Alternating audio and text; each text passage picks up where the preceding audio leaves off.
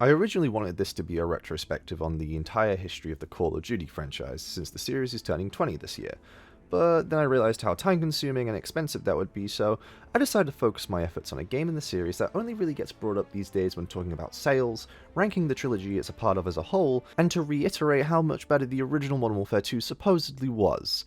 That's a drawn-out way of saying I'm looking back at the original, troubled, divisive Modern Warfare 3. A game I really like. I've already lost the majority of this video's audience by saying that, so let's jump right into it with some backstory. COD 4 was really good. You've heard it all before somewhere over the internet in the past 16 years. It brought the series out of World War II into the modern era, introduced custom classes, had some of the most iconic moments, maps, and characters to ever grace gaming. It was huge, and while the next game, World at War, is notable for its own set of reasons, COD 4's direct sequel lit the world on fire. 2009's Modern Warfare 2 was a juggernaut in sales, critical reception, and fan appraisal. Yet again, we were given more iconic moments, maps, and characters on top of what felt like COD 4 being brought to a whole new level of content, features, and flash. There's no wonder this game is so beloved, warts and all. However, behind the scenes at Infinity Ward, the creators of the COD brand, things weren't great between the founders of said studio, Jason West and Vince Zampella, and their publishers at Activision. The whole saga of the court case between these three is a whole other video in of itself. There's a lot of bad shit to go over, but what is important to this video is that it all ended with Jason and Vince, along with a decent amount of Infinity Ward's current staff, leaving the company midway through Modern Warfare 2's life cycle. Have you ever wondered why Modern Warfare 2 only had 2 map packs releasing during 2010, while World at War had 3, and every subsequent game after Modern Warfare 2 until 2018 had 4? The situation I just described in brief is probably why. Beyond all that though, this caused problems for all who were left at Infinity Ward, and Activision, who still expected the sequel to Modern Warfare 2 to be ready on store shelves by the fall of 2011. Treyarch, the other big studio in charge of releasing COD games in tandem with Infinity Ward, was busy wrapping up Black Ops 1's post-launch support and cooking up the second coming of Jesus Christ. At least that's what the wiki page says. Activision, since they don't know what delaying a game means, called on fledgling studio Sledgehammer Games to drop development on their third-person Vietnam COD game and assist Infinity Ward along with backup from Raven, Neversoft, and Treyarch in releasing Modern Warfare 3 on November 8th, 2011. It didn't review as well as Modern Warfare 2, and fan opinion on this one is nowhere near as glowing, even though every COD game minus a golden few are treated as divisive. But this game made so much money. It was the best-selling Call of Duty for a while there, and that obviously had a lot to do with being the direct follow-up to Modern Warfare 2, which won't be the last time a game in the series will sell by simply being related in any way to the 2009 game. Now, the actual game, since we've just been talking about behind the scenes at this point, and you're probably at least a little curious how I'll back up what I said at the top of this video, let's get started with the campaign, which, yeah, it's pretty good. Yeah, it's better than the new one. To level with you all, Call of Duty isn't my first stop for engaging single-player experiences. My enthusiasm for the campaigns has really dissipated as I've got older and my tastes have changed. However, when I actually booted up the campaign for what felt like the first time in over a decade, I was genuinely surprised at how much fun I ended up having. Modern Warfare 3 is non-stop. There's barely a moment to breathe bar maybe the loading screens. This game assaults the senses, and I think the most apt description is calling it a playable Michael Bay movie. Why would I say that? Well...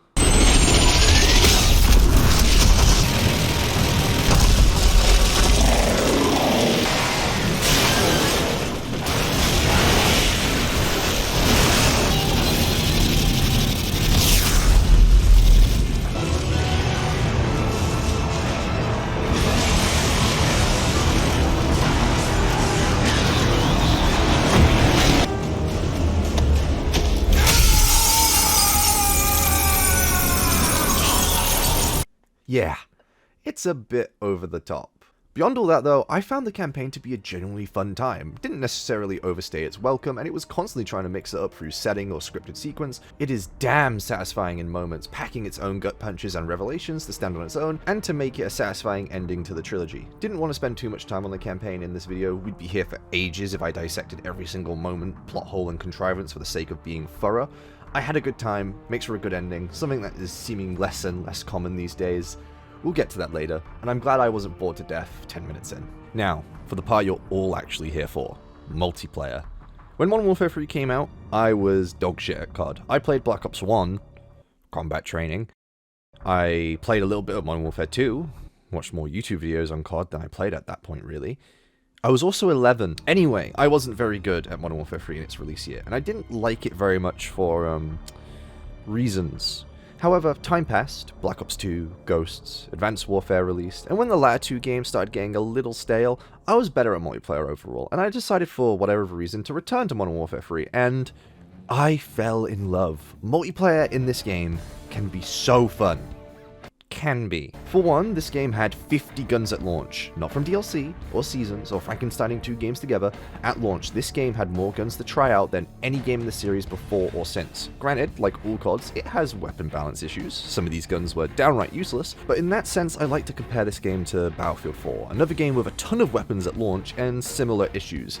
If you're playing for your own fun and immersion and not to use the best weapons all the time, having such a large arsenal really helps. To add to that first point, this was the first game to introduce weapon levels, so instead of attachment unlocks being linked to an arbitrary task, you now just use the weapon how you want to and gradually unlock your attachments, camos, and then do weapon proficiencies that way. Proficiencies basically being weapon perks that help tailor the weapon you're using to your specific playstyle. Want less kick while firing? Proficiency. Want to take less flinch? Proficiency. You get the idea. There's proficiencies that are only available for certain weapon types that help them excel in certain ways, like damage on shotguns and holding your breath longer on snipers, but none of this breaks the game and instead gives you so much more to do when focusing on weapons alone. This isn't even to mention that this is the last game in the series with pro perks, basically enhanced versions of pre-existing perks that once unlocked through completing a challenge, permanently stack new traits and abilities on the base perk. Perks like Sleight of Hand, Quick Draw, Extreme Conditioning, Steady Aim, and Stalker make you the best and fastest gunfighter possible.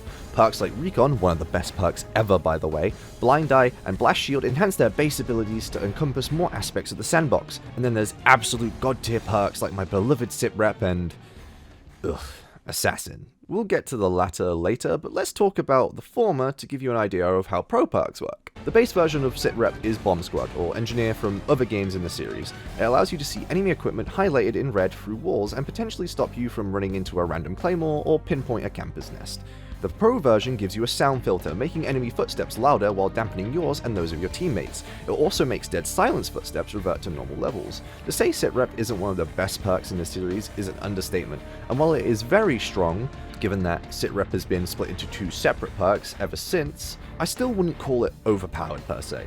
Unless you're a camper, in which you can go fuck yourself. It's clear that Sitrep's pro ability is required to keep dead silence from running too rampant, just as Juggernaut and Stopping Power balance each other out in COD 4 and World at War. Then we have the COD staple kill streaks, where Modern Warfare 3 raised the bar yet again. You have your normal kill streaks, however, in Modern Warfare 3, points you'd accumulate from capturing flags, planting or defusing bombs in objective game modes now give you credit towards your streak. Great change. On top of that, there are 3 distinct trees of point streak that you can now apply per class. First game in the series to do that as well. Assault, usual stuff, 3 kills for a UAV, 7 for a chopper, 12 for an AC-130. In this game they cycle as well, so that means you can unleash total carnage. Support streaks don't reset on death and mainly focus on actually supporting your team with UAVs and ballistic vests. While it does have lethal streaks on the higher end, its focus on actually supporting your team and yourself is a great change of pace from the usually quote-unquote selfish kill streak. Last but definitely not least, however, is the Specialist Strike package. A selfish kill streak, and my favourite. Instead of all the aforementioned stuff, you choose any 3 perks to gain after 2, 4, and 6, or 1, 3, and 5 with hardline, kills to stay active on you until you die. Being able to get extra perks with doing well is already an amazing idea, but if you get to 8 or 7 kills, you unlock the Specialist bonus, which applies every other perk in the game minus overkill and all weapon proficiencies minus a certain few to your character until you die. You basically become a super soldier, and it is so good. Spoiler, they nerfed the hell out of it in Ghosts and Modern Warfare 2019, but it is amazing in this game. Hard to get, and kind of overshadows the Assault tree, but as a series that is supposed to be about arcade gunfighting first and kill streak second, it was a welcome addition to the formula. Isn't it crazy that we've only been talking about Creator Class this entire time? Yeah. And there's more to go over. Game modes. Modern Warfare 3 brought new game modes. Headlining was kill confirmed, a spin on TDM where after a kill you can pick up a dog tag and get some extra score. Enemies can pick it up instead in denying the kill. Drop zone, basically hardpoint, but sitting on the zone now drops a copious amount of care packages. Then we have Infected, COD's take on the ever popular Infection game mode from Halo. It's generally such a fun way to burn a few minutes, which then turns into a few hours. There's different variations of the mode depending on the map, and as long as someone and their friend isn't ruining it, it's a damn good time. Speaking of maps, Underground, Bakara, Downtown, Fallen, Outpost, Interchange, Village, Hardhat, Carbon, Mission, Bootleg, Resistance, Arcaden, Dome, and Seatown. Some absolute iconic bangers in there. Hardhat, Dome, and Resistance being my personal top 3. They all flow very well, and I understand I chose 3 of the smaller to medium-sized maps just now, but I still think the bigger maps like Interchange, Seatown, and Village all play reasonably well and fast, while still providing a reason to try out different weapons in Modern Warfare 3's large arsenal. Modern Warfare 3 is also one of the last CODs to have a majority of its maps be asymmetrical. It's sort of a difficult thing to explain as to why I think these maps work so well while other games in the same series, made by the same developer, struggle due to how complex the topic of map design is. But after this game, barring a few exceptions, COD map design became very samey for better and worse. Still, Modern Warfare 3's emphasis on asymmetrical design makes it so playing the game at the time didn't get too stale, while going back to it now can be seen as a breath of fresh air from the constant free-lane maps we get nowadays. Barring Dome and Hardhat, I wouldn't say any of these maps reach the same status of fame that most Modern Warfare 2 maps do, though Dome has shown up in the same COD multiple times after its debut here. Overall, I think the base Modern Warfare 3 map selection does a good enough job providing more variety and fun than frustration, and okay, let's just get this over with. While playing this game again for this video, I had fun. No, without a doubt, I had a lot of fun going back to one of my favourite multiplayer shooters of the 2010s. But I was also reminded of all the bullshit that made me and a lot of other people turn sour on this game back in 2011. Briefly, this game's knife, while nowhere near as strong as it was in Modern Warfare 2, still is an instant kill, so losing your streak to panic knifing, as it was known, was still very prevalent and annoying. Campers! Most people playing COD don't like them, as the series since COD 4 has been about fast-paced gameplay, and when you run into these stagnant players, it can bring any game to a crawl. The basis for these players' loadouts usually taking the form of the game's UAV jamming perk, an ability that allows the user to stop showing up on radar sweeps. However, previous games also had attachments and perks that were effective enough without exerting much effort to pry these stationary players out of their hidey holes. COD 4 in World at War had Frag times 3, or 2 in World at War, RPG times 2, Stopping Power, High Impact, and Juggernaut. Modern Warfare 2, while an absolute nightmare of balance overall, had Danger Close, Noob Tubes, Rockets, Sitrep Pro, Scavenger, and One Man Army, making it so if there was a camper in your game, you never really needed to directly confront them, as once you sussed out their nest, you could just unleash salvos of high explosive their way to deal with them. In short, in previous games, if you couldn't beat them with intel, you could outlive them or overpower them through indirect explosive force. Black Ops 1 is where things started swaying the other way, however. This game, on top of nerfing grenade launchers and omitting an explosive damage perk, also killed Stopping Power after Juggernaut didn't make it to Modern Warfare 2, leaving the UAV jammer, now known as Ghost, to reign as one of, if not the most powerful perk in that game. Side note, it also didn't help that BO1 gave everyone who ran Ghost, no matter which gun they were using, a ghillie suit. While it made absolute sense to have people in a first-person shooter actually shooting people instead of relying on explosions, in the lead up to Modern Warfare 3, the community desired change, and the devs decided to split Ghost's base and pro effects into 2 different perks, Blind Eye and Assassin, to hopefully curb its effectiveness. A great change on paper, and while Blind Eye came out perfect, Assassin can actually go die in a fire. Base version, invisible to enemy UAVs, advanced UAVs, portable radars, thermal scopes, and heartbeat sensors. Okay, right off the bat. Why is a perk able to counter the advanced UAV? The base UAV and the other stuff I understand, especially with how prevalent portable radars ended up being in this game, but that just scratches the surface. Pro version, base bonuses plus, now resist EMP grenades and the kill streak, resist counter UAV and no red name when targeted by players. By the way, this ability in particular counters the marksman perk in the 3rd tier, making it basically useless. I don't know who at Infinity Ward, Sledgehammer, or any of the support studios signed off on this, but I hope you're at least a little regretful for never patching this, because this perk is absolutely insufferable to play against, as it promotes extremely passive play and brings basically any game where more than half the enemy team is using it to a crawl. And shockingly, a perk with a grossy list of benefits is super popular, and therefore you're kind of forced to at least have it as your first specialist bonus, if not have it superglued to all your loadouts to be viable and get the high streaks. It's just bad, it hurts the balance and class building of multiplayer, and it's the reason why 90% of the games in the series after Modern Warfare 3, while still having UAV jamming perks, make sure they only work on the UAV, and only while moving. I can say without a doubt in my mind that Assassin is the biggest problem still prevalent in MW3's multiplayer. Guns like the Type 95 that were once insane eventually got patched. The MP7, ACR, and Akimbo FMG9s, sure, very strong, but they did see changes, and other weapons in their respective classes still had things about them that made them viable and unique, or at least got buffed to be that. Editing SPO here, and after actually using the ACR and MP7 while recording footage for this video, because I write the script first, then record footage, I can definitely say they are kind of the best weapons in the game. So what I said in that last bit, kind of a complete lie. However, they are really fun. I'm not going to pretend they aren't. Meh. Assassin? Nothing in the second tier of perks matches how useful it is. This isn't like stopping power and jug from past games. There's using Assassin and not using it to be different. I might be overselling it a tad, but my points still stand. Taking a step back, I imagine the devs were worried if Assassin didn't cover as much as it does, a player or team looping support streaks could absolutely pub stomp. And while that is a valid concern, there's nothing stopping you from using Assassin when there isn't a single support streak on the enemy team. This perk is a nightmare of COD's past, and I'm glad nothing has reached these levels since without combining multiple different perks, weapons, attachments, equipment, and systems in tandem. However, we've still got one more thing to talk about when it comes to discrepancies in MW3's multiplayer. Death streaks. Oh, and revenge spawns, they suck too. Basically, this game would actively spawn people behind the person who just killed them because... sure. Anyway, death streaks. In contrast to kill streaks, after dying multiple times in a row, you receive a bonus ability that can hopefully help you change fortunes. Again, on paper, I think death streaks in a world before hyper-aggressive SBMM are fine. But some of these abilities really take the piss. Juiced, Revenge, Modern Warfare 2's Copycat, fine. But Martyrdom, Final Stand, and Dead Man's Hand? No. It is infuriating to have your streak ruined by a lesser player just because they died 6 times in a row and suddenly had a nuke in their pocket as they were filled with bullets. Sure, if you're far away, you're fine, but if you're on dome or mission, yeah, good luck with that. That's everything I have to say about the multiplayer. It's certainly flawed, but I do think as long as you've got some good lobbies where not everyone is absolutely abusing Assassin, and you're not getting absolutely punked on by death streaks, this is one of the best multiplayer experiences Call of Duty has ever given us.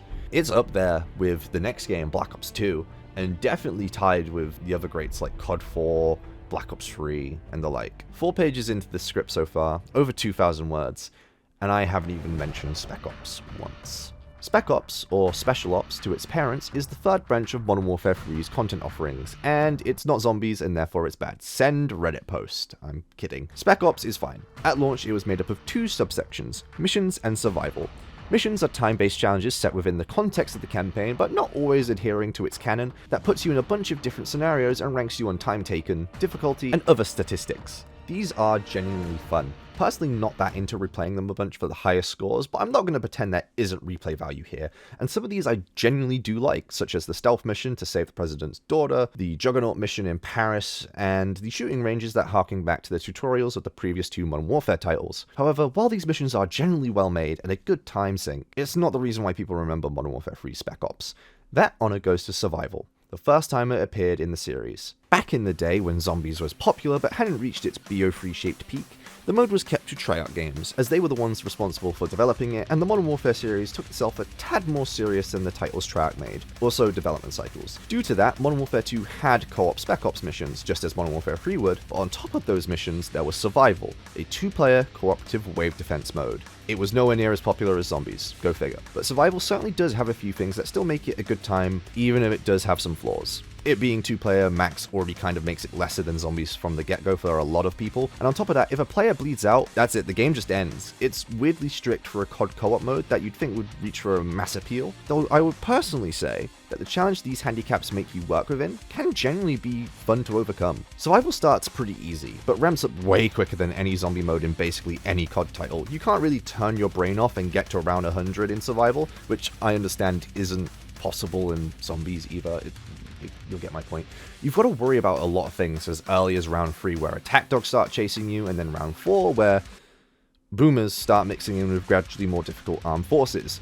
On round 6 you gotta take out 2 whole choppers, and that's what makes Survival great in this game. It's something different from Zombies, it's harder, it's more about resource and time management, knowing where to plant your feet to hold out till you can't anymore, then having an escape route when you gotta move. You have buy stations for new guns, equipment, perks, and kill streaks, and it's up to you on how to deploy them against the overwhelming forces you have to face. I personally really like making super claymores. It's a claymore with a bit of C4 in front of it for double the boom, but it can really mess up a Juggernaut if deployed correctly. I also just want to say that the DLC maps really crank up the difficulty in ways I did not expect.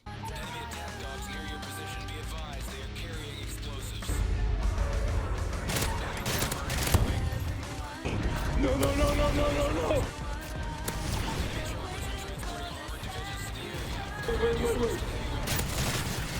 Wait. Wait. Wait. Just wait. Just wait!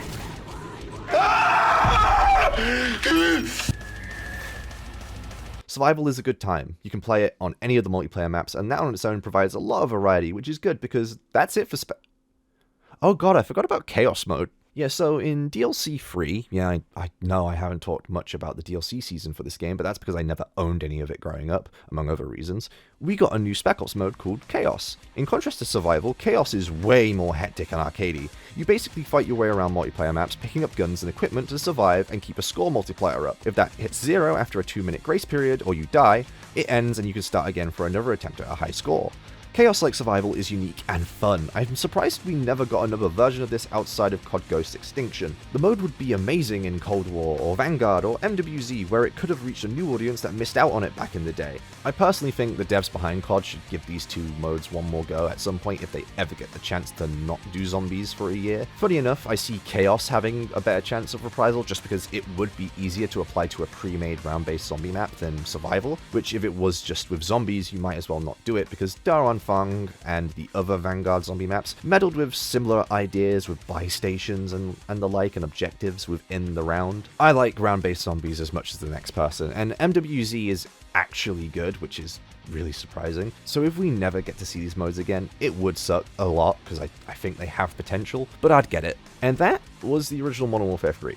Sure, I didn't talk about Face Off much or the DLC season, but that's mainly because I didn't play it as much as the other things in the game, and didn't have money back then to buy all the DLC separately, because after BO2 came out, you couldn't buy COD Elite anymore, which was the service the DLCs were linked to, meaning you were forced to buy them separately after November 2012, and we all know how Activision deals with DLC pricing these days. Like I said multiple times in this video, if I went into the minutiae of every single bit of content this game had to offer, I'd be here forever. This video is already way bigger than I originally thought it would be.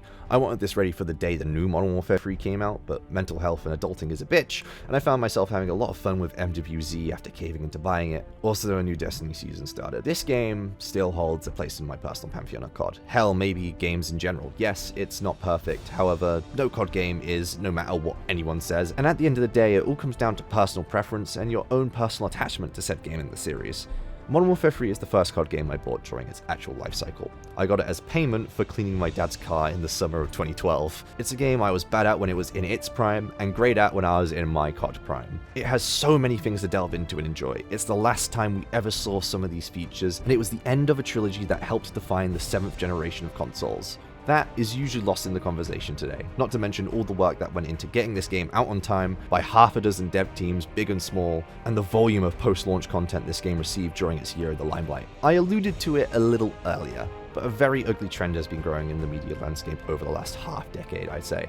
And it's the inability for a story to end. Yada yada, corpos and entropy, but it's truly exhausting to see the same franchise drudged up from its endpoint by non-creatives because they want to squeeze every single penny they can out of the IP till it's watered down and worth nothing. Yes, I know I'm talking about Call of Duty, a series that has kept up a yearly release schedule for the better part of 18 years for those reasons alone. However, specifically talking about the sub-series like Modern Warfare and Black Ops that make up the overarching franchise's DNA, you might begin to understand what I'm getting at here. One had its trilogy end, then was respectfully rebooted nearly a decade later by a lot of the same people who created the originals, wanting to improve on and surpass the work that defined a genre. While the other is on entry 7, with yet another sequel lined up for release next year because its subtitle is a guaranteed moneymaker on the back of a lot of passion and a lot of not so great things. Modern Warfare 3 2011 ain't perfect. Assassin exists after all, but if I can take anything from this game that I grew to love, it's that I'm glad this series ended on the dev team's own terms, and that the ending with Price finally victorious smoking away after avenging his fallen friends was satisfying. That it's something a lot of stories don't get, but I'm glad this one did.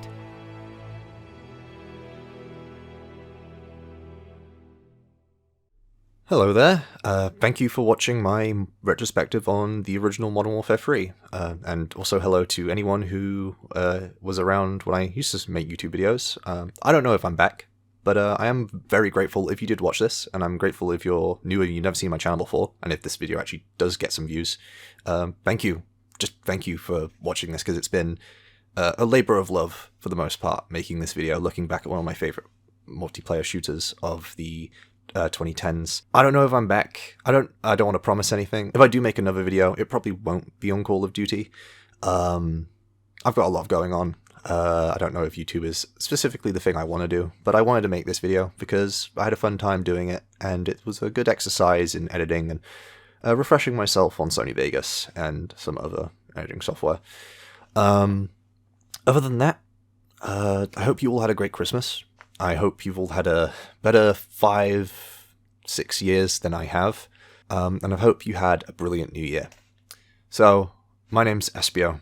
I'll see you when I see you, and take care. Bye-bye. I nearly forgot, like an absolute idiot, after recording this about 5 times, but special thanks to my friend James, who provided me new Modern Warfare 2 footage, because that's one of the few COD games I don't own. Appreciate it a lot, man. Anyway, take care. Bye-bye.